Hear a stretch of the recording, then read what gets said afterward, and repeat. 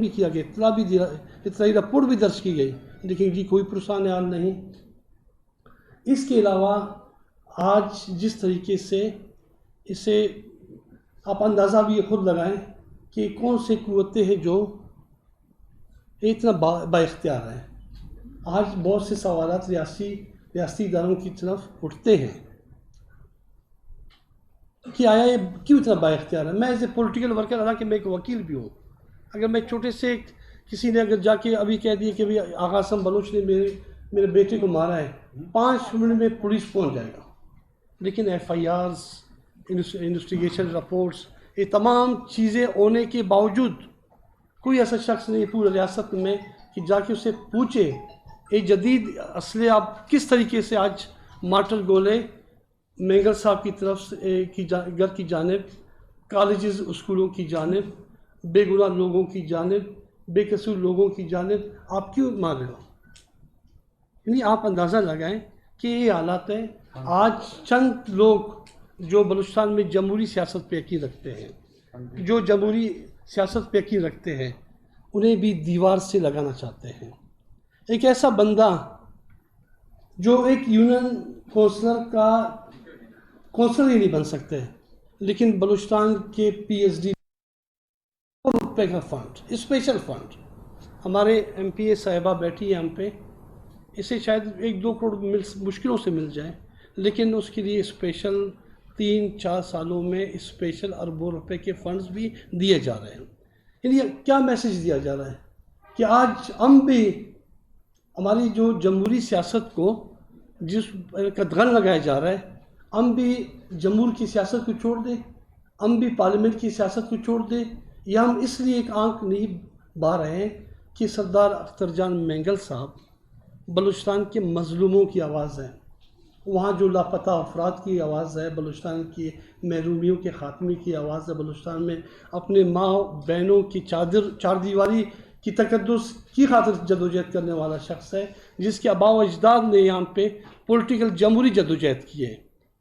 پونم کے حوالے سے آپ دیکھیں، نیب کے حوالے سے آپ دیکھیں، آج پی ڈی ایم کے حوالے سے دیکھیں، جمہوری لوگ ہیں، لیکن شاید وہاں پہ جمہوریت کو بھی پسند نہیں کیا جاتا ہے۔ آج ہمیں اس جانب دھکیلا جا رہا ہے کہ ہم ایکسٹریم کی پولیٹکس کریں، جس طرح لوگ بلوچستان میں آرم اسٹرگل کی جدوجہد کرتے ہیں، بھلے ہم ان کی سوچ، ان کی اپنی سوچ ہے، ہماری اپنی سوچ ہے، لیکن ہمیں ایسا لگ رہا ہے کہ ہمیں بھی دکھایا جا رہا ہے کہ بھئی آپ نے پولیٹیکل جمہوری جدوجہد نہیں کرنی ہے، آپ لوگ نے اسلام آباد نہیں آنا ہے، اسلام آباد کی صحافیوں کے سامنے، اسلام آباد کے اہل قلم کے سامنے، اسلام آباد کے پارلیمنٹ میں، اسلام آباد کی جمہوری اداروں میں آپ لوگوں نے بات نہیں کرنی ہے۔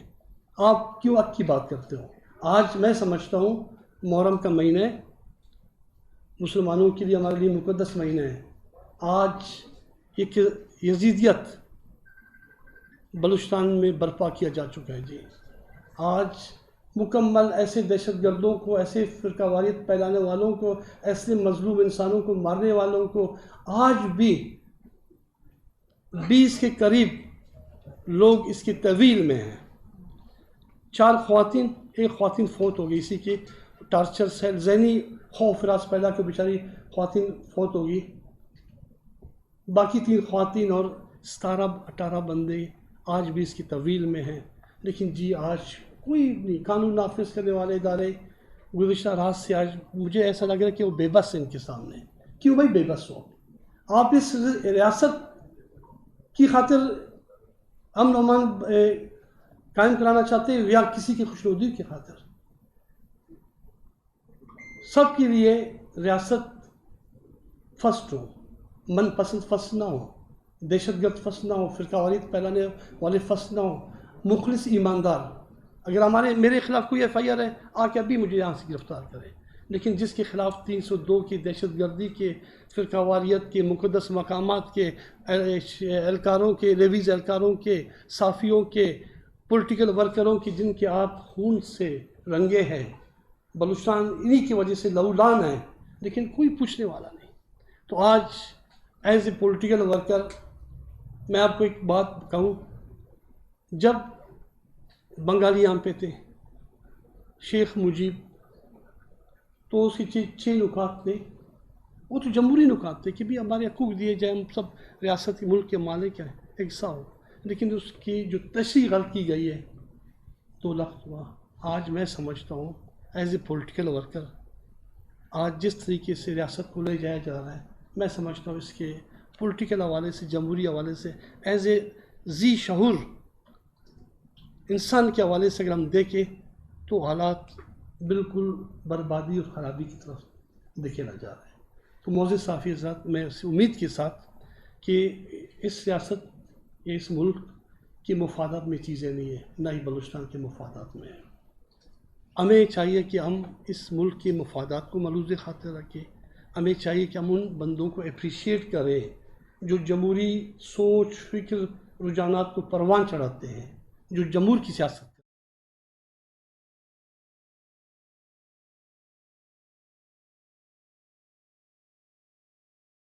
بلوچستان، مینگل صاحب، اس کی سیاست، اہل قلم آپ پورے ملک کے، اس کی سوچ سے، اس کے کردار سے، اس کے عمل سے، اس کے یعنی بلوچستان کا پہلا لاپتہ افراد اس کے بھائی تھے. جو بھٹو صاحب نے بھی اپنے لکھتے ہوئے انہوں نے کہا کہ جس دن مینگل صاحب کا اگر بیٹا لاپتہ ہوا تھا، اگر ہم اسٹینڈ لیتے تو بہت سی حالات بہتری کی طرف جاتے. تو میرے بھائی، ہم سب اس ملک کے باشندے ہیں. اب آپ کو بھی سوچنا چاہیے، آپ بھی اپنے پولیٹیکل جہاں پہ آپ بیٹھتے ہو، اہل قلم کے دوست، وہاں پہ اس چیزوں کو آگے لائیں تاکہ اس ملک کے مفادات کو ملحوظ خاطر رکھیں.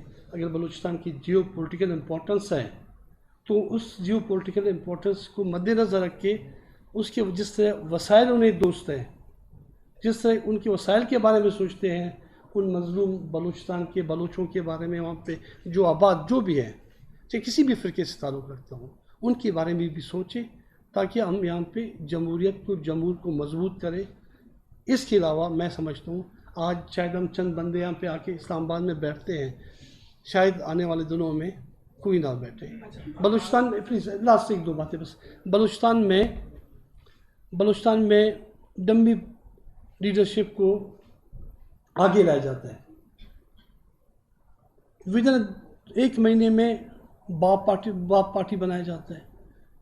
یہاں پہ ہماری جو پارٹی ہے، مینگل صاحب کے والد صاحب کی دور سے بھی پہلے نیب کے حوالے سے ایک جمہوری سیاسی جماعت ہے. 80-90 سالوں سے ایک سوچ، ایک فکر، ایک نظریے کو آگے بڑھا رہے ہیں. لیکن ایک دن میں ایک پارٹی بنتی ہے، اگلے دن میں اس کے آئین کو بنایا جاتا ہے، پھر ایک مہینے کے بعد اس کے 20 ممبرس کو کامیاب بنائے جاتے ہیں. آج جو ہم نے پرامن جمہوری احتجاج کیے تھے گزشتہ دنوں، تو اس سے اندازہ لگانا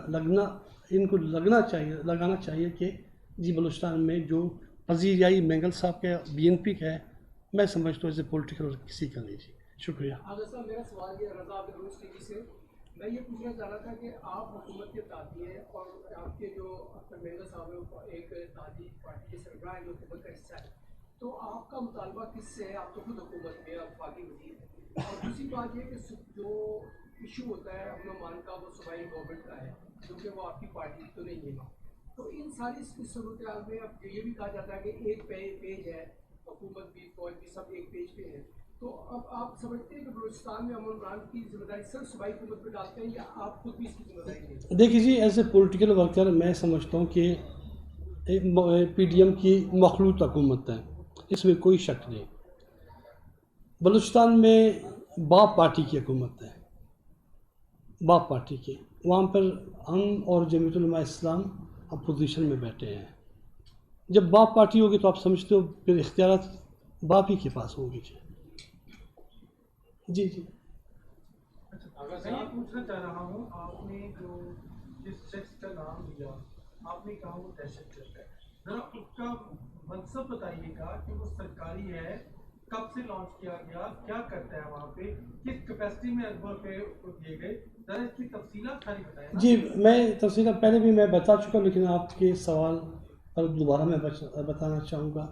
بلوچستان کی جب حالات خراب ہوئے، یہ خراب کیے گئے، نواب اکبر خان بگٹی صاحب کی شہادت کے بعد جو حالات ہوئے، جو شورش وہاں پہ بڑھی، اس کے بعد بلوچستان میں جمہوری سوچ پر قدغن لگانے کی کوشش کی، حالانکہ ایسا نہیں ہونا چاہیے تھا۔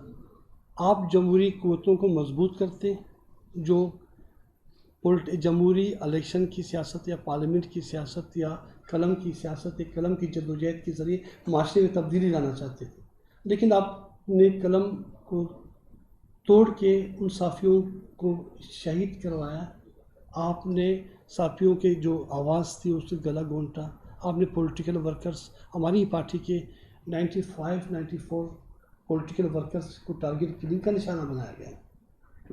جب آپ یہ تمام چیزیں جب 10-12 سالوں سے لانچ کیا گیا ہے، اس کے خلاف اتنے ایف آئی آرز، اتنی دہشت گردی، اتنے لوگ چیختے پکارتے کہ بھی میرے بچے کو، میری والدہ کو، میری بہنوں کو اغوا، نما، گرفتاریاں، ہندو تاجر جو خوزدار کے علاقے میں ہمارے زیادہ تر بلوچستان میں نے کہا کہ بلوچستان کا معاشرہ ایک سیکولر معاشرہ ہے، زیادہ تر جو ٹریڈ کے حوالے سے جو بلوچ علاقوں میں ہندو کاروبار کرتے ہیں، لیکن جی نہیں، ان کے بھی بیچارے دکانیں آ کے بھائی کسی کے پرچون کی دکان سے سامان لے گئے، اگر کسی غریب نے پیٹرول پمپ تھوڑا سا دکان کھولا، پیٹرول پمپ بیچ رہے، آ کے جی 20 لیٹر کے جو ہم کہتے ہیں جیریکین بلوچی میں جو ہوتا ہے بڑی یعنی کیمپ کے ہوتا روپے، اس کو آ کے ڈال کے لے گئے، بات کیا تو جان کی امان اللہ ہی دے اسے۔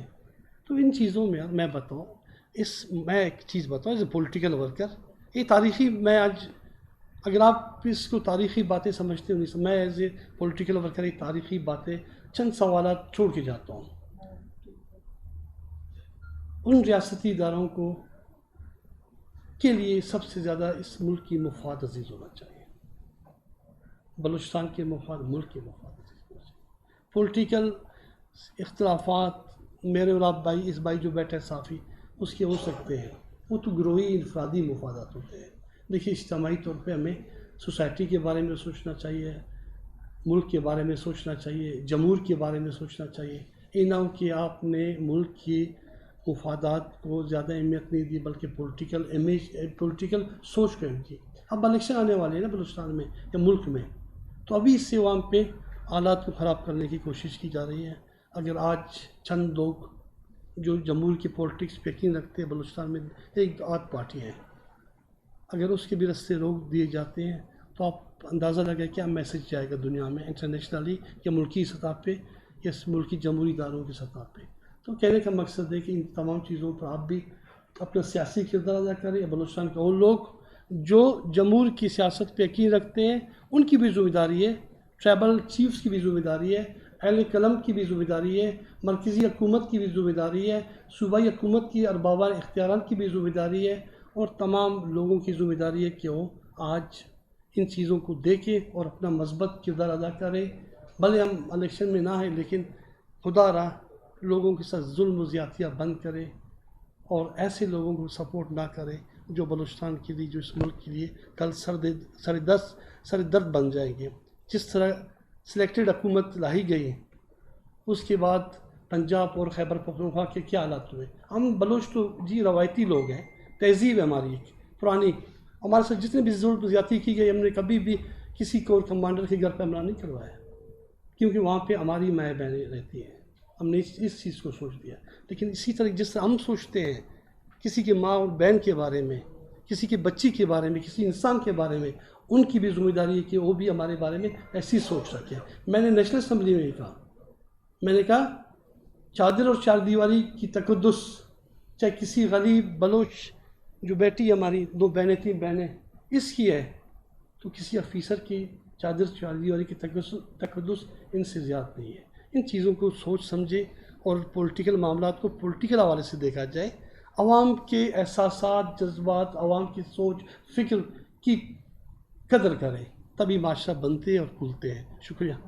صاحب، آپ نے جس تفصیل کے ساتھ ذکر کیا کہ بلوچستان کے عوام وہاں جبر کا یا ظلم کا شکار ہے، جو آپ نے اپنی تفصیلات بتائیں، اور یہاں پہ یہ ہے کہ جب آپ یہ بات اٹھاتے ہیں تو دوسری طرف سے یہ کہا جاتا ہے کہ یہ بلوچستان کے جو لوگ ہیں یہ باغی ہیں یا یہ بغاوت میں ملوث ہیں، بلکہ کل بھی انہی کرسیوں پہ 5 جرنیلوں سے بیٹھ کے یہی الفاظ بلوچستان کے بارے میں کہے کہ مول معاملے باغیوں کو چل رہی ہے۔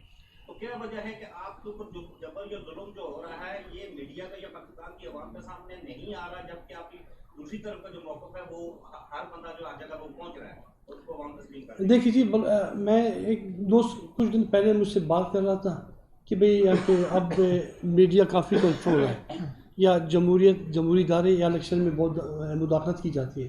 میں نے کہا بھائی آپ نے بلوچستان میں جس طریقے سے الیکشن میں مداخلت کیے جاتے ہیں, جس طریقے سے بلوچستان میں میڈیا کنٹرول ہے, چند ہی لوگ آپ ہی کی برادری کے لوگ صافی, ان کو میں گنوانا شروع کر دوں نا کافی ٹائم لگے گا. ان بیچاروں کیا قصور تھا؟ خوزدار پریس کلب کے, چلو وہ تو باغی نہیں تھے نا, وہ تو اس اداروں میں کام کرتے تھے جو پاکستان کے رجسٹرڈ ادارے جن کو انفارمیشن منسٹری نے ڈکلیئر کیا ہے کہ بھئی اس نیوز پیپر کے پاس ڈکلیریشن موجود ہے, ABC سرٹیفائڈ ادارہ ہے. وہ تو ان اداروں کے لیے کام کرتے تھے, وہ تو کوئی باغی نہیں تھے, لیکن ان کو نہیں بھی بخشا گیا. خواتین بیچاروں کیا قصور ہے؟ اگر صاحب یہ بتائیے کہ پنجاب کے لوگ جو جاتے ہیں وہاں بلوچستان ان کو تعصب کا نشانہ بنایا جاتا ہے, اس حوالے سے بتائیے وہاں پہ جو پنجاب کے لوگوں کے بارے میں تعصب پایا جاتا ہے اس حوالے سے بتائیے. میرے بھائی میں بتاؤں, میں خود کوئٹہ سٹی میں رہتا ہوں, ٹھیک ہے, ہمارے آس پاس سے جو قریبی لوگ ہیں وہ زیادہ تر سیکولر ہے, پنجابی ہے. ہمارے یونٹ میں بھی ان کی ممبرشپ بھی ہماری پارٹی کے ہے. ہماری پارٹی نے جب بھی کسی شخص کے خلاف, چاہے وہ پنجابی ہو, چاہے وہ ہزارہ قوم سے تعلق رکھتا ہوا اہل تیشی ہو, چاہے کوئی سرائکی ہو, چاہے کوئی استاد ہو, اس کی قتل کی مذمت ہم نے کرتے آ رہے ہیں, اور ریکارڈ بھی ہمارے پاس موجود ہے کہ ہم نے اس کی مخالفت کی ہے. ہم ایک شخص کے قتل کو انسانیت کا قتل درجہ دیتے ہیں. سردار مینگل صاحب ایک جمہوری پولیٹیکل انسان دوست شخصیت ہے. انہوں نے ہماری نشوونما پولیٹیکل نشوونما یا ہم جس ادارے سے بلوچ اسٹوڈنٹ آرگنائزیشن سے ہماری جو ذہنی نشوونما ہوئے, ایک ایسے ادارے سے نہیں ہے جو ہم انسانوں سے نفرت کریں.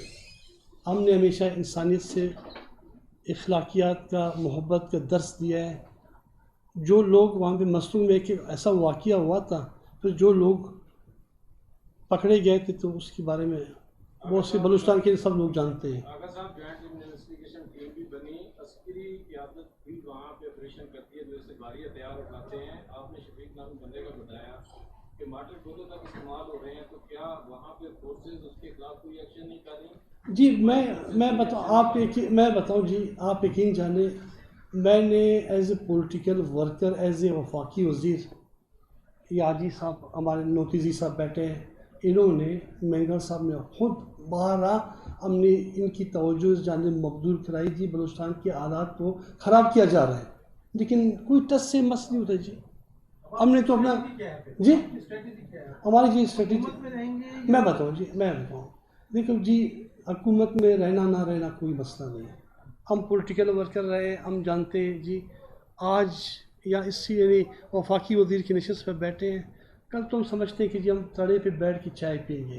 ہم نے اپنے ذہن ایسے بنا دیے جی کہ ہمیں مراد مفادات یہ ہمارے سامنے کچھ بھی نہیں ہے. ہماری جدوجہد, ہماری ایمانداری, ہماری مخلصی ہمارے لیے سب سے بڑا سرمایہ ہے. حکومت میں رہنا نہ رہنا ایک دوسرا بات ہے, لیکن ہم نے PDM کے سربراہ مولانا فضل الرحمان صاحب سے بھی اس متعلق بات کی ہے, میاں صاحب سے بھی ہم نے اس متعلق بات کی ہے. آج 4:30 بجے مینگل صاحب کا میاں صاحب کے ساتھ رابطہ ملاقات بھی ہے, جو 1 to 1 ہوگا, اور بلوچستان کے حالات پر انہیں یقیناً بتایا جائے گا. تو سب کی اخلاقی ذمہ داری ہے, سب کی سیاسی ذمہ داری ہے کہ اس ملک کے بارے میں سوچے, بلوچستان کے بارے میں سوچے, مظلوم انسانوں کے بارے میں سوچے, یزیدیت کے خلاف سب جو علم کا نا پرچہ ہے اسے بلند کرے. شکریہ.